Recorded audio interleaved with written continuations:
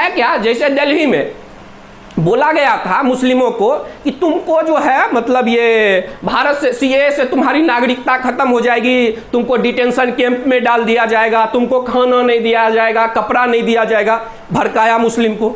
सोनिया गांधी बोली सड़क पे आ जाओ, आर पार की लड़ाई करो। क्या हुआ, मुस्लिम लोग सड़क पे आ गए। इतना दिन हो गया, एक भी मुस्लिम का गया नागरिकता गया, एक मुस्लिम का नागरिक क्या भारत का नागरिक क्या था, वो बांग्लादेश के लिए एनआरसी भी जो था। लेकिन लोगों के ब्रेन में जो है अफवाह, जैसे अभी कोरोना वैक्सीन को लेके अफवाह फैला दिए ये अखिलेश यादव कि बीजेपी का वैक्सीन है। उनका एक नेता बोल दिया लगाने से नपुंसक हो जाएगा, गांव के लोग नदी में कूद जाते हैं, वैक्सीन नहीं लगवाते हैं। नेता लोग ही कर रहे हैं। तो उसी तरह मासूम किसान भाइयों को ब्रेन में ये डाल दिया गया कि जमीन आपका व्यापारी कब्जा कर लेगा। किसान का तो आत्मा सब कुछ जमीन से जुड़ा होता है। ये जो खालिस्तानी हैं, ये जो जिहादी हैं, इन लोगों ने उनके दिमाग में डाल दिया मासूम किसान को कि आपका जमीन कब्जा कर लिया जाएगा। तो किसान जो है उनको लगा कि भाई हम अपने जमीन की लड़ाई के लिए लड़ रहे हैं, लेकिन उनको नहीं पता है कि आपको ये लोग जो है नेता बनने के लिए आपका उपयोग कर रहा है। आपके कंधे से बंदूक चला के कोई नेता बनना चाह रहा है, कोई अपना बिल्डिंग बनाना चाह रहा है। देखा गया कि कोरोना के केसेस इतने बढ़ रहे हैं, देश में बढ़ रहे थे, और उसके बावजूद अभी सेकंड वेव का प्रकोप पूरी तरीके से खत्म भी नहीं हुआ। उसके बावजूद किसान आंदोलन और पंजाब से किसान उठकर आना शुरू हो गए दिल्ली की तरफ, और उसी दिन आ रहे हैं जिस दिन मोदी जी को 7 साल पूरे हो रहे हैं और किसान आंदोलन को 6 महीने पूरे हो रहे हैं। इन सब चीज़ों को किस तरीके से देखते हैं? क्या किसान नेताओं को इन सब चीज़ों को रोकना नहीं चाहिए? देखिए, इसमें जो है ना, ये जो कल जो कांड होने वाला है देश में, इसके लिए कई फैक्टर हैं। आप एक फैक्टर को जिम्मेदार नहीं मान सकते। देखिए, इसमें एक नेता लोग हैं, एक जो तथाकथित किसान नेता है, बुद्धिजीवी, इनका अगर एक लाइन का लक्ष्य पूछिएगा तो इनको मोदी जी को सत्ता से उतारना है कि कैसे उनको कुर्सी से घसीट के नीचे उतारा जाए। लोकतंत्र में और तो कुछ कर नहीं सकते हैं, तो अपना षड्यंत्र रचते हैं, चाहे वो शाहीन बाग हो, ये हो। एक चीज़ क्या है, कुछ नेता, मैं सबको नहीं बोल रहा हूँ, उनको जो है खालिस्तान रुपया देता है। खालिस्तानी जो है वो रुपया देता है कुछ नेता को, और चाइना रुपया दे रहा है। तो चाइना जब नेता को रुपया दे रहा है, जो तथाकथित किसान नेता हैं उनको, मैं सबकी बात नहीं कर रहा हूं, तो उनसे पूछता है कि भाई जो तुमको रुपया दे रहे हैं तो भारत को पीछे करने के लिए क्या? अभी भारत अब दूसरा कोरोना से भी जंग जीतने लगा, तो भारत का इकोनॉमी जो है फिर अपने रास्ते पे आ जाएगा।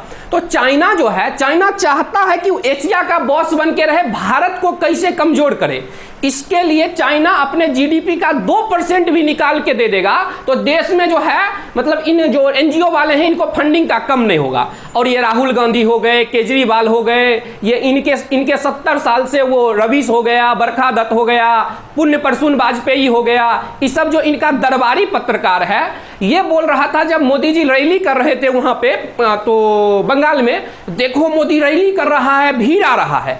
यानी एक जगह ये पुण्य प्रसून जो केजरीवाल के साथ पकड़ाया था रिकॉर्डिंग में, या फिर रवीश जो रुपया खाए हुए है उसका चैनल का मालिक प्रसून राय वाला जो केस चल रहा है वो, ये सब जो है अभी वहां मोदी जी को गाली दे रहा था कि बंगाल में रैली काहे कर रहे हो। भाई वहां कोरोना ठीक है, मोदी जी को तू गाली दे रहे थे, विरोध कर रहे थे, सही बात, तुम्हारे साथ हम खड़ा हैं। लेकिन अब जब यहाँ किसान जो है, जो ये क्या कहते हैं, किसान क्या, ये बिचौलिया लोग जो हैं, किसान तो अच्छे होते हैं, किसान के बारे में क्या कहना, इसका प्रूफ आपको देता हूं। एक जिंद का रूपगढ़ गांव है, जिंद का रूपगढ़ गांव है, यही बगल बॉर्डर से थोड़ा दूर है। वहां पे ये लोग क्या किए, ये लोग बोले कि किसान जो है, तुम लोग जो है मतलब सुई मत लो, तुम लोग कुछ मत करो। वहां पे 16 किसान मर गया, यानी इन दलालों ने 16 किसान के परिवार को बर्बाद कर दिया। अब उस गांव में पूरा कोरोना फैल गया। वो इन लोगों के बात में आ गए, मासूम लोग, वो भी किसान थे लेकिन वो मासूम, वो लोग समझते थे कि हाँ भाई, हाँ 70 साल से जो मेरे साथ अन्याय हुआ है उसके लिए लड़ रहे हैं। उनको क्या पता कि इसमें से कुछ लोग का खालिस्तान एजेंडा है, कुछ लोग का मोदी जी को कुर्सी से उतारना एजेंडा है। देखिए, यही जो है केजरीवाल का जो नेता है, राघव चड्ढा हुआ, जो भी है, सब लोग, संजय सिंह हो गया, सब लोग विरोध कर रहा था कि क्या कहते हैं, बंगाल में रैली नहीं होना चाहिए क्योंकि कोरोना फैल रहा है। और उस सब जो बंगाल रैली को विरोध कर रहा है, उस सब यहाँ भीड़ खत्म कर रहा है। बॉर्डर से एक जत्था आता है, एक जत्था जाता है वहां पे पंजाब में। तो पंजाब में क्या होता है, वो जाता है, कोरोना पूरा परोस देता है सब जगह। वहां से आता है, मतलब यहां से वहां, वहां से यहां आने के चक्कर में कोरोना फैल गया। तीसरा लहर अगर आ गया तो देश का सबसे बड़ा चीज है कि इकोनॉमी डाउन करना, और देश का अगर इकोनॉमी कुर्सी से उतारना एक ही फैक्टर है, लेकिन जो देश का अर्थव्यवस्था है अगर वो आगे नहीं बढ़ेगा, क्योंकि अर्थव्यवस्था से ही सेना मजबूत होता है, हथियार खरीदा जाता है। अभी जो इजराइल में युद्ध हुआ था उसके पास आयरन डोम था, आतंकवादियों को खत्म नहीं काम कर पाया इजराइल। उसी तरह भारत जो है S-400 ले रहा है, जो कि परमाणु बम को भी भारत पे गिरने नहीं देगा। S-400 ऐसा मिसाइल जो है मोदी जी वहां रसिया से ले रहे हैं, ठीक है, लेकिन उसके लिए रुपया लगता है। इस सब लोग मिलके एनार्की ला देगा, देश में फॉरेन डायरेक्ट इन्वेस्टमेंट नहीं आएगा, तो इससे होगा क्या, देश का अर्थव्यवस्था, इस लोग का एक ही मकसद है जो विदेशी है, खालिस्तानी है। और उस केजरीवाल हुए, राहुल गांधी हुए, इन लोग का अपना कुर्सी से प्यार है। ये लोग किसी तरह कुर्सी पाना चाहते हैं कि हम नेता आ जाए, हमारे अंदर पावर आए, पैसा आए, तो इसके कारण। लेकिन इससे हमारे देश के लोगों को समझना चाहिए, और उसी मिशन में मैं लगा हूं कि लोग को जितना जागरूक कर सका, लोग जितना जागरूक हो जाए, जैसे इजराइल के लोग, वहां के लोग इतने जागरूक थे कि जब यहां गुंडों ने लाल किला, आतंकवादियों ने जब लाल किला पे अपने तिरंगा का अपमान किया, तो उस वक्त अगर 20 लोग को पुलिस गोली मार देती, 20 गुंडा को, तो देश के लोग सरकार के खिलाफ हो जाते। इस डर से सरकार गोली नहीं चलाए। इजराइल की जनता होती क्या करती, इजराइल की जनता होती तो अगर सरकार गोली नहीं चलाती सरकार को ठोक देती। इसीलिए इजराइल की जनता जो है सरकार को कहती है तू आतंकवादी को ठोको, मारो। यहाँ क्या होता है, यहाँ आतंकवादी बाटला है, उसमें मरता है, सोनिया गांधी रोती है, हाय मेरा मासूम मुसलमान मर गया, सोनिया गांधी रोती है। इसी देश की जनता सोनिया गांधी को चुनाव जिता देती है, सोनिया गांधी को चुनाव जिता देती है। जो ममता दीदी हिंदू का दुर्गा पूजा करने नहीं देती है, रामनवमी मनाने नहीं देती है, जुलूस, जनता उसी को वोट दे देती है। तो जनता के अनुसार ही सरकार चलती है। तो जितना जनता को राजनीतिक रूप से जागरूक कीजिएगा, अवेयर कीजिएगा, उतना देश प्रगति करेगा। इन लोगों का जो है, लेफ्टिस्ट है, खालिस्तानी है, इन लोग का षड्यंत्र है, कांग्रेस, आम आदमी किसी तरह मोदी को कुर्सी से उतारे, भारत को कमजोर करे। ये कुछ लोग कुर्सी के लिए कर रहे हैं, कुछ लोग का जो फंडिंग खालिस्तानी कर रहे हैं, चाइनीज कर रहे हैं, उसके लिए ये सारा कांड किया जा रहा है। इसका बस यही बेसिस है। और किसान का, किसान से तो मैं एग्री करता हूं कि 70 साल में मजदूर को थोड़ा इनकम बढ़ाया गया, टीचर का बढ़ाया गया, डॉक्टर का, सबका इनकम जो है सफिशिएंट नहीं बढ़ाया गया, लेकिन थोड़ा बढ़ाया गया। लेकिन किसानों के साथ 70 साल तक अन्याय हुआ है, उनके साथ न्याय नहीं हुआ। जब मोदी जी पीएम बने हैं तो थोड़ा बहुत वो किसान का हेल्प किए हैं, लेकिन वो क्या है, 70 साल से किसान के अंदर दर्द है, तो वो लोग उस दर्द का उपयोग करना, किसान के दर्द से उनको मतलब नहीं है। वो लोग, किसान को लगता है कि मेरे लिए लड़ रहे हैं, जबकि उनको नहीं पता है कि वो नेता बनने के लिए, वो पैसा के लिए लड़ रहा है। वो आपके दर्द का उपयोग कर रहा है ताकि कुर्सी पर चल जाए, कोई जो है करोड़ों रुपया ले ले, किसी का 2-2 फैक्ट्री लग जाए। देखते करते हो सब नेता के पास कितना करोड़ों रुपया है। तो यही से उन लोग का सच्चाई जनता को बताना चाहिए। जी सर, सिद्धू जो क्रिकेटर रह चुके हैं और पहले बीजेपी में था, कांग्रेस में शामिल हो गए हैं, उन्होंने किसानों के समर्थन में सरकार को काला झंडा भी दिखाया है। इसको किस तरीके से देखते हैं आप? देखिए, नवजोत सिंह सिद्धू जो है, एक समय था कि वो व्यक्ति सेना में जाना चाहते थे। नवजोत सिंह सिद्धू 5 चीज भगवान कृष्ण गीता में बताए हैं जो इंसान को बर्बाद करता है: काम, क्रोध, लोभ, मोह, अहंकार। तो सिद्धू जी को जो है मुख्यमंत्री बनने का लोभ है कि किसी तरह कुर्सी मेरे हाथ में आ जाए, पैसा मेरे हाथ में आ जाए।